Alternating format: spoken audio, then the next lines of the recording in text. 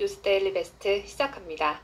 현재 22대 국회에는 대장동 변호사 5명이 초선 의원으로 들어가 있습니다. 그중에서 나이가 비교적 어린 서울 서대문갑의 김동아, 1987년생 김동아는 이재명의 정무조정실장이었던 이재명의 최측근 정진상의 대장동 재판 변호를 맡았었고, 이 노고를 인정받아 민주당 공천을 받고 국회에 입성했습니다.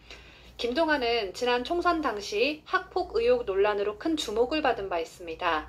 지난해 5월 2일 MBN이 다음과 같은 보도를 했습니다. 김동아가 앞이 안 보일 정도로 폭행했다. 돈을 갈취하기도 했고 포크로 찌르기도 했다. 이런 내용의 보도를 했는데, 보도에서 김동아에게 폭력을 당했다고 주장한 이들은 앞이 안 보일 정도로 맞았기 때문에 매일 등교가 고통이었다. 학교에 가는 게 고통이었다 라고 증언했습니다.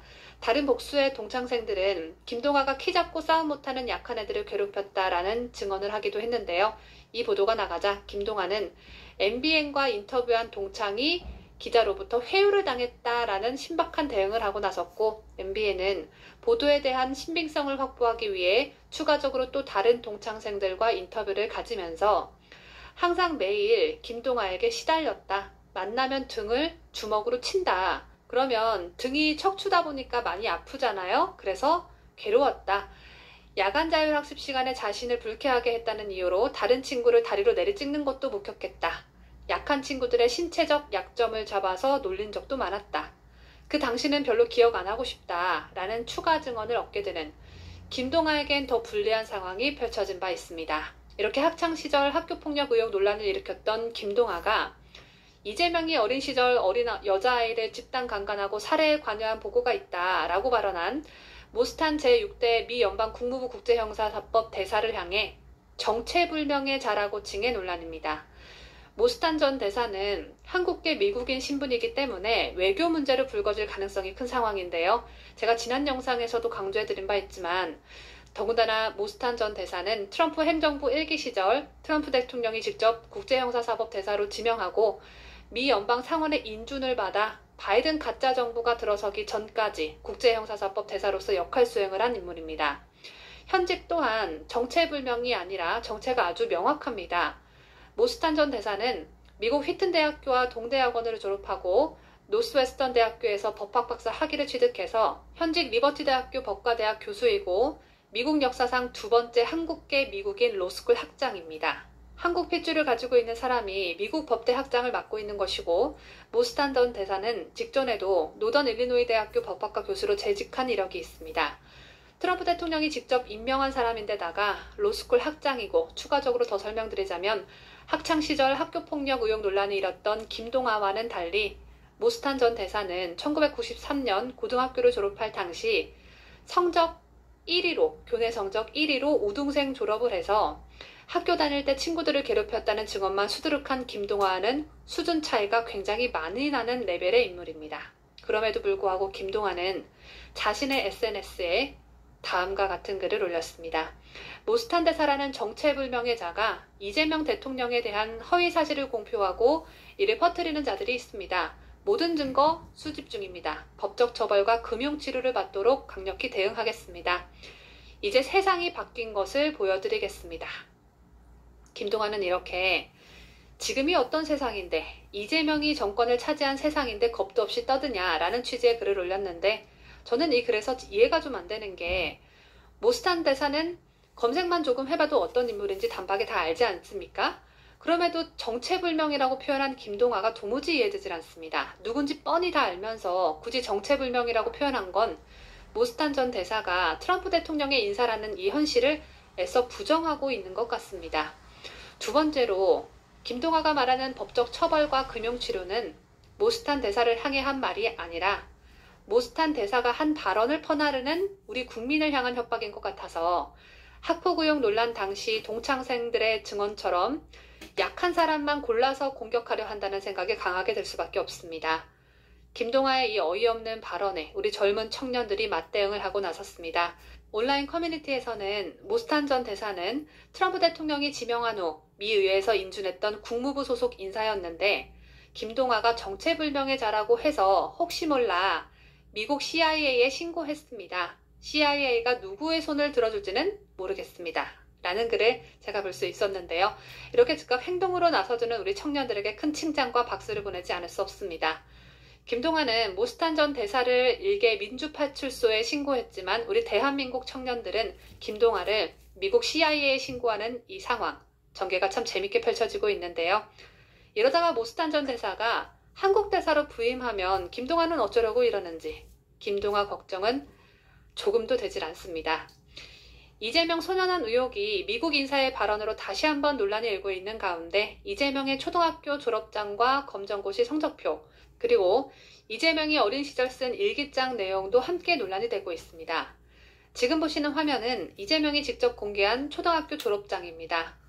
성명 이재명 아래 보면 1964년 12월 22일생이라고 되어 있고 국민학교 6개년의 전 과정을 졸업하였기로 본장을 수여함. 날짜는 1976년 2월 16일입니다. 국민학교 졸업장을 받고 나서 3년 후 이재명은 고등학교 입학 자격 검정고시에 합격했습니다. 지금 보시는 화면은 이재명의 고등학교 검정고시 합격증인데요. 쉽게 말해 중학교 과정을 무사히 통과해서 고등학교 과정을 이제 시작할 수 있다라는 증명서입니다. 고등학교 입학 자격 검정고시 성적 증명서에도 역시 생년월일이 1964년 12월 22일생으로 되어 있고 이 증명서를 받은 날짜는 1979년 6월 27일입니다. 중학교 과정 성적을 보면 국어, 사회 70점대, 수학 64점, 과학, 체육 80점대, 영어 45점, 농업 67.5점으로 성적이 자랑할 만한 수준이 아님에도 이재명은 소년원 의혹을 잠재우기 위해 이 성적표를 직접 공개한 것입니다. 그러나 네티즌들은 이런 지적을 하고 있습니다. 소년원 의혹에 대해 기를 쓰고 가짜뉴스라고 반박하면서 초등학교 졸업장과 고등학교 입학 자격 검정고시 합격 자료는 보란듯이 공개하는데 왜 중학교 시절 나이대와 관련해서는 아무런 증거를 제시 못하냐. 명색이 사법고시에 붙었다는 사람이 난이도가 낮은 검정고시 성적 영어 45점, 수학 64점 맞은 것도 개의치 않고 공개하면서 반박할 자료가 이거 2개뿐인 거냐라는 지적을 하면서 이재명이 그동안 공개했던 소년공 사진들에 대해서도 추가 의혹을 제기하고 있습니다. 이재명이 직접 공개한 이재명이 주장하는 소년공을 뒷받침하는 사진들을 보면 공장에서 찍은 사진이라고 하면서 사진 찍은 장소가 잔디밭 또는 도로가 또는 풀속 앞길 전부 이런 곳입니다. 그리고 함께 사진을 찍은 인물들은 전부 이재명 본인과 같은 나이대입니다. 이를 두고 네티즌들은 대체 이게 무슨 소년공 증거 사진이라는 거냐? 아무데서나 사진 찍으면 다 공장 종사자라는 거냐? 이런 식이면 대한민국 국민 절반 이상은 다 백악관에서 일했겠다. 이재명은 공장 사람들이랑 찍은 사진이라고 하는데 세상에 무슨 공장이 하나같이 다 10대 남자들 뿐이냐. 이재명은 13살 때 목걸이 공장에서 염산과 납 다루는 일부터 시작해서 동마 고무 공장, 아주 냉동 공장, 대양 시럽 공장, 오리엔트 시계 공장까지 공장을 5군데 이상 다녔다고 했는데 사진 속엔 여성 한 명 없고 20대 이상 남자들도 없는 거 보면 우리나라가 먹고 살기 힘들 시절이었음에도 불구하고 10대 소년들만 공장 취업이 가능했던 거냐. 이런 의혹들이 추가로 제기되고 있는 상황입니다. 다음으로 이건 저도 까마득히 잊고 있었던 일이었는데요. 오늘 친구가 보내줘서 다시 생각해보게 됐습니다. 이 얘기를 처음 접하는 분들께서는 이 역시 참 충격적인 소식이 될 겁니다. 2022년 윤석열 대통령이 당선된 대선 당시 이재명은 TV조선 프로그램인 허영만의 백반일기에 출연한 적이 있었습니다. 당시 이재명은 유년 시절부터 썼다는 일기장을 공개한 적이 있는데 그 일기장 내용이 소년원 의혹과 함께 또다시 논란을 불러일으키고 있습니다. 이재명이 이 일기를 쓴 날짜는 고등학교 입학 자격 검정고시 성적 증명서를 받은 다음 해인 1980년 9월 19일입니다. 내용은 다음과 같습니다. 맑은 낮에 옥상에서 노는데 그년이 기도행과 뭔가 하는 데서 어떤 남자애와 아주 다정히 얘기하고 있었다. 다시 떠오른 생각. 잊어버리자. 어쩐지 어젯밤 꿈이 맞구나. 성규와 내가 고아가 되었다. 합동 결혼식에서도 지름길로 가서 성규가 그녀 집을 안다고 했다. 거기에 가는 데엔 고난의 길이었다. 그녀는 어떤 남자와 난잡한 관계여서 난 생각을 바꾸고 눈물을 뿌리면서 돌아섰다. 이게 바로 이재명이 16살 무렵에 쓴 일기 내용입니다. 그 어린 나이에 이재명이 여자친구를 두고 그년이라고 칭한 것부터 시작해서 합동결혼식 꿈을 꾸고 여자아이가 남자와 난잡한 관계이고 내용이 참 저질스럽게 짝이 없는데다가 어떻게 된 애가 일기를 빨간 펜으로 쓴 건지 이 또한 참 의문스럽지 않을 수 없습니다. 이재명이 일기를 빨간 펜으로 쓸 수밖에 없었던 제한적 사정이 있었던 것 아니냐라는 네티즌 수사대의 예리한 분석도 나오고 있는데 이 얘기는 제가 너무 위험해질 수가 있어서 넘어가도록 하겠고요. 이재명이 대체 무슨 생각으로 이 일기장을 무턱대고 공개했던 것일까요? 이런 내용이 있는 줄도 모르고 방송사 카메라에 우연히 찍힌 것으로 보여지는데 이에 앞서 윤석열 당시 대통령 후보 또한 11살 때 쓴 일기장을 공개한 적이 있었습니다. 윤석열 당시 후보가 쓴 일기장에 기록된 나이가 이재명이 일기를 쓴 나이보다 약 5년 정도 어린 11살이었음에도 불구하고 내용이나 글씨체 모든 면에서 10살은 더 많은 형 같습니다. 내용을 읽어드리자면 아버지, 어머니, 신원이 보셔요. 신원이는 윤석열 대통령의 동생분의 이름입니다. 집을 떠나 숲에 가서 지내는 날이 벌써 하루가 지났습니다. 아버지, 어머니 몸 건강하신지요? 동생 신원이도 잘 노는지요? 첫날 저녁에는 배가 고파서 세 그릇이나 저녁밥을 먹었어요. 밤에는 집 생각이 나서 잠을 이루지 못하였어요. 3일 밤만 집을 떠나 자는데도 집 생각이 나는데 커서 미국 유학을 가서 3년에서 5년이나 집을 떠나게 되면 점점점점을 찍고 이렇게 말을 줄였고요. 다음으로 아침 저녁 상을 보면 맛있는 것이 많이 있어요. 무엇보다 저는 독서에 취미를 붙였어요. 틈틈이 성경학교 도서실에서 책을 읽었어요.